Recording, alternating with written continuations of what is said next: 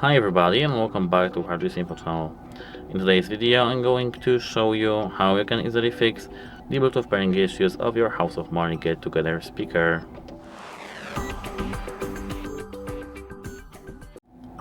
If you have the issue that you want to connect your speaker with your phone pair and you can't do so for the first time, and the second time is good and you do it correctly, I have the same issue. This is the issue of the speaker. We can't fix it because I have the same issue.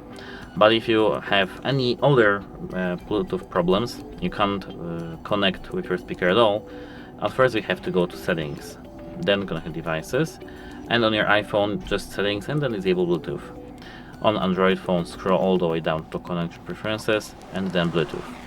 Here disable Bluetooth for at least 10 to 20 seconds, and meantime turn off your speaker. After this 10 to 20 seconds we have to turn on our speaker back again and turn on Bluetooth. Now try to connect.